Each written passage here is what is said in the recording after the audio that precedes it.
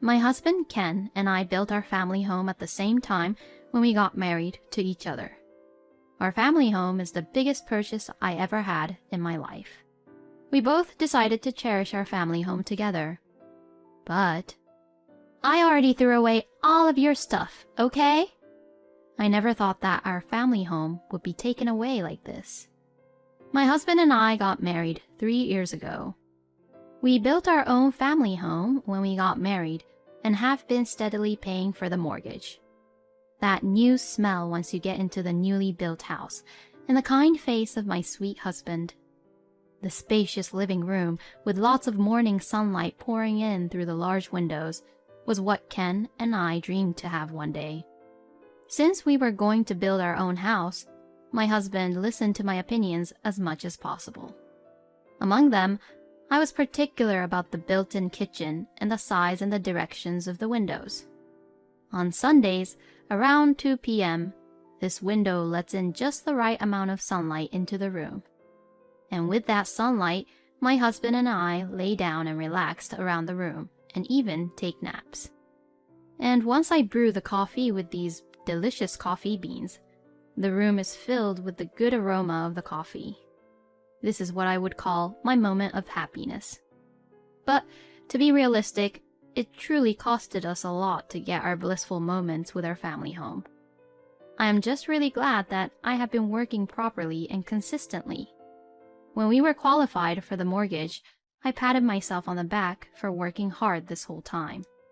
And my husband felt the same, of course. But within a month since our family home was completed, I received a call from my mother-in-law, Pam, who had been living apart from us.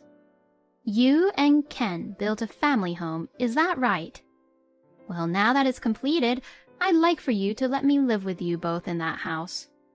If I continue to live in this rundown house all by myself, I will get sick." Pam is single, and she's living on her own on welfare. Pam and I were not that close to each other, as I just only went to greet her when I was about to marry Ken. To be honest, it is really difficult for me to have Pam suddenly living with us as a newly wedded couple in our own home. I know you, Anna, and I can see how my mother living with us would be a huge burden to you. So, I'll tell my mother that we can't live with her and refuse. Okay? Okay, thank you. Thankfully, my husband is a man who takes my feelings into consideration and really understands me. So then, my husband had refused Pam about her idea on living with us. And 2 years later, Ken and I had our first baby. I guess Pam thought that it was a good opportunity for her, so she suggested the idea to live with us again. Isn't it hard to take care of the baby and do the house chores all by yourself? If I get to live with you all, I will definitely help you taking care with the baby and the house chores. And besides, it's a great opportunity, so please let me live with you all. It's true that taking care of the baby and doing all the house chores requires hard work, and I would actually appreciate her if Pam would help us out. Plus, I plan to go back to work eventually, and so it would be better to have more people taking care of the baby. Well, what do you think? I think it might be a good idea to have someone help us out at least. Well, yes. If Pam keeps her word and helps us properly, then... Pam was really delighted when I agreed for her to move in with us on the condition that she would help me with the baby and house chores. Once we began living together, Pam took it very seriously and helped out with the baby and the house chores all on her own. Okay, well, I'll do the laundry and fold the clothes, okay? Thank you. While you're gone for the groceries, I'll look after the baby, okay? Aw, who's a good boy? You are a good boy. Thank you very much. I honestly didn't expect Pam to help me like this. I even felt a little guilty that I underestimated her. She has been really helpful around the house, and I should be really grateful of her. Or so I thought. Pam taking it seriously and helping around the house and taking care of the baby only lasted for about a week. After that, she would just slack off and relax around once my husband was gone, or doesn't even take care of my son even though I asked her to look after him. This happened a lot, and I'm starting to not trust Pam more and more. Pam hasn't been taking the house chores seriously lately, and I can't even ask her to take care of our son, let alone do the housework, if she's being like that. I see. All right. I'll talk to my mother about it. My husband tried to warn her several times, but she wouldn't really listen to him. You know, I'm doing my best too. Anna is just being too strict here. But you need to help us out properly. That's why we're living together in the first place. What? Are you trying to kick me out? Ugh, please, don't be so cold about it. Ugh, please, don't kick me out because of this. Whenever Ken warned her, she either blamed me or cried to make him feel sorry for her.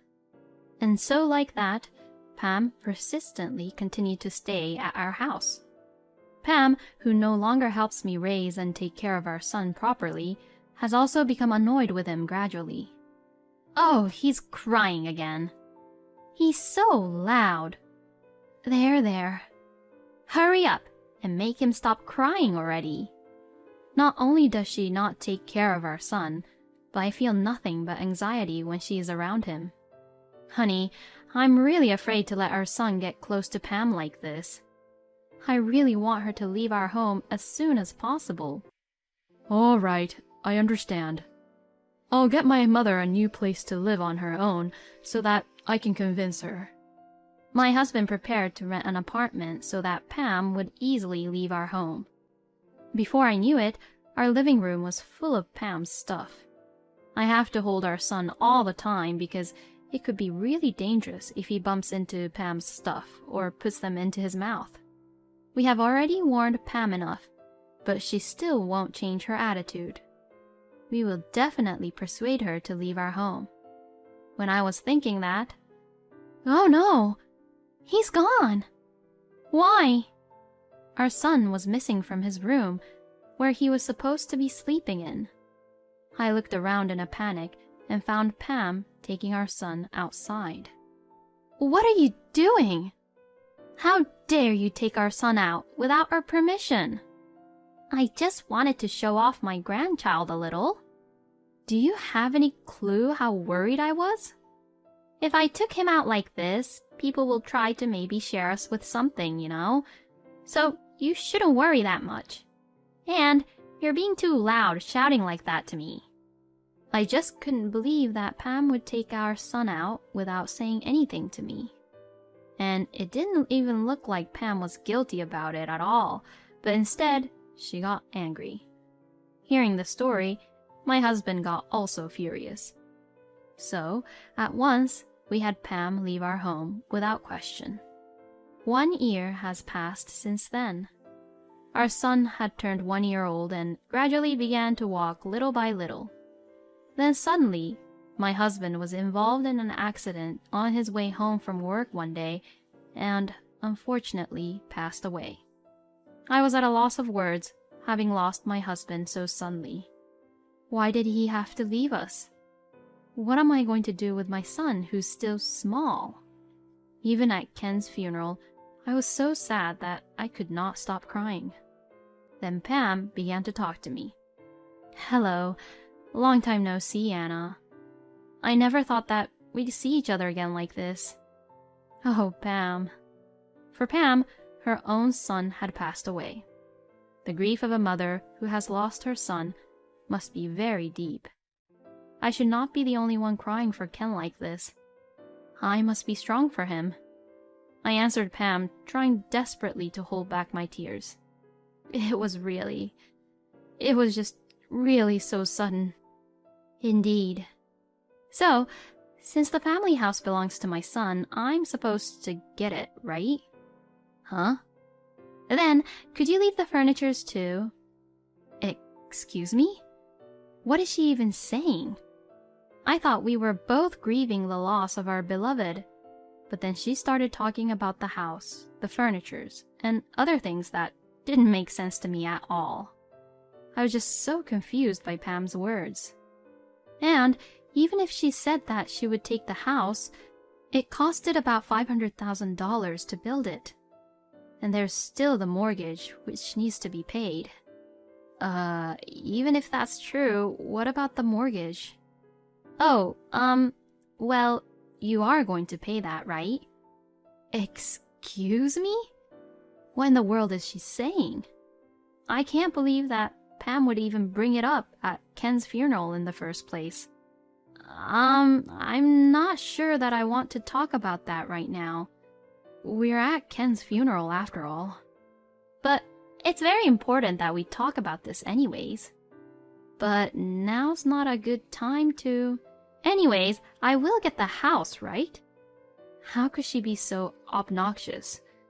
Pam seems to want to get a clear confirmation from me that I would give her our house, but I was being so sad about Ken, and I was getting so fed up of Pam being like this. That's it. Enough, Pam.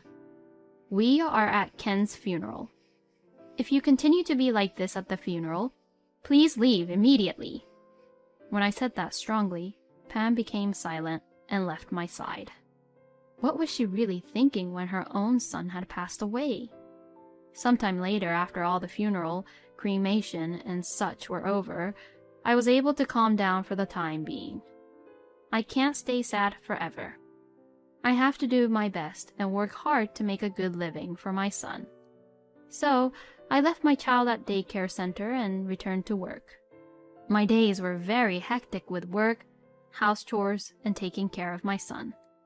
Then one day, when I returned home after picking up my son, I saw all of my belongings being left on the garbage dumpster near the entrance.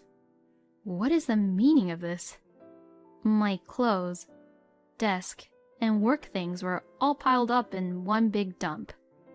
But upon looking closely, it seems that my expensive clothes, my expensive accessories, the TV, the huge fridge, and so on, weren't taken out as a garbage. Oh, what a great timing. You live here, right? Well, the cost of this move is... Huh?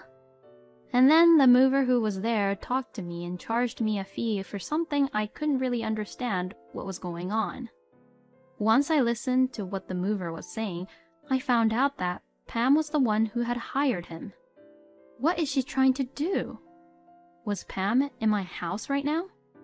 I tried to go inside, but for some reason, the front door would not open.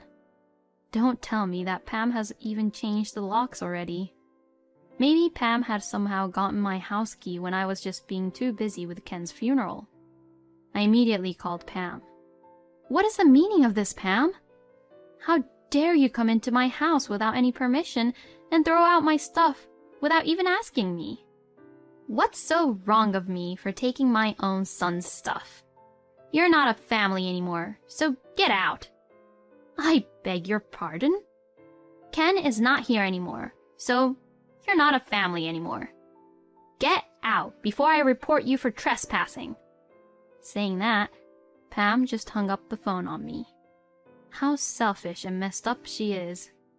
I really have to get my house back somehow. But my son began to cry, and I couldn't stay out there forever, so I thought that I better go to a hotel or my parents' house. I asked the movers to move my belongings to a storage for the time being, and I left for now. And a week later, I received a phone call from Pam, who sounded really upset. Hey, the police came over here, and it looks like they're trying to make me leave the house. Please do something about it. How could she even say such a thing after she was the one who kicked me out? Pam was being too selfish. Even if you say so, I am not your family anymore, since I've gone through post-mortem divorce settlement. What? Post-mortem divorce? Yes, it's a procedure to terminate the relationship between myself and the relatives of my deceased husband. What? Since I am still Ken's spouse, I will inherit the house. But I have cut ties with you, and I have no obligation to have you living in my house, nor do I owe you any support. Huh? You know that I literally have nothing, and yet you're kicking me out? Yes, I did so as you wish, since I'm not your family anymore. But I took care of the baby. You're so ungrateful, and you're just really so cold and strict. Pam didn't sound like she realized what she was doing was wrong, but instead, she got angry. It's not like she didn't take care of my son much, so I really don't owe her anything. Well, this is the reaction I expected from her, though. If you say that, then I have no choice. You can live there if you want. Oh, really? You said that I can, right? I can really continue to live here, right? Yes, but instead, please pay the mortgage for the house as a one installment. Excuse me? You don't really have to pay the mortgage, which has already been paid for up until now. You only need to pay for the remaining mortgage. You should know, though, that it's a lot. What the? How could I possibly pay the mortgage on a house that has only been built for 3 years and for one installment? Well, if you can't then, the house there is mine, and you, who is not my family, should be reported for breaking and entering my house. I told her so and hung up the phone. By the way, since we had insurance, I didn't have to pay for the mortgage anymore when my husband passed away, but I don't really have to tell Pam about that. A few days later, I finally got back into our house. But it was a mess. The furnitures were damaged, and my clothes were all messy too. I took photos of each and every one of them and documented them, along with how much it all costed when I was kicked out of the house from Pam a few days ago. But even if I file a claim, there's a good chance that it'll be overlooked because Pam definitely would not be able to pay back all the money. But if Pam does anything to me in the future, I will be able to use this to make her shut up. She then contacted me asking me to pay her $1,000 fine for trespassing, but of course, I ignored it. Can't she see that I am the victim here, and that there is no way in hell that I would pay that for her? And 3 years later. In the end, Pam was not able to pay the fines, and was found guilty for being malicious, and she was imprisoned for 3 years. Pam, who had completed the 3 years, contacted me. Please, I'm really in trouble. I really don't have a place to go home, and I don't know what to do. She seemed to be using a payphone, probably getting money from random people to make calls, since it would hang up a few times while she was talking. In the end, it seems that what she is trying to say is that she has no home to go back to. The apartment my husband rented for her previously to make her leave has, of course, been terminated already. And the family home Ken and I built has already been sold, as I was afraid of Pam coming back. Well, this is what you deserve, Pam, and I have nothing to do with you anymore. So please stop bothering me and just live your life on your own, please. What? I told her so and hung up the phone on her. Then I set up the phone so that Pam would not contact me. So that was it for Pam, who has no will to live her own life on her own. I will make sure to raise my own son so well that he could live strongly all on his own. Thinking this, I laid my hands on Ken's photo with my son. Thank you for watching until the end. Please subscribe to our channel. We hope to see you in our next video.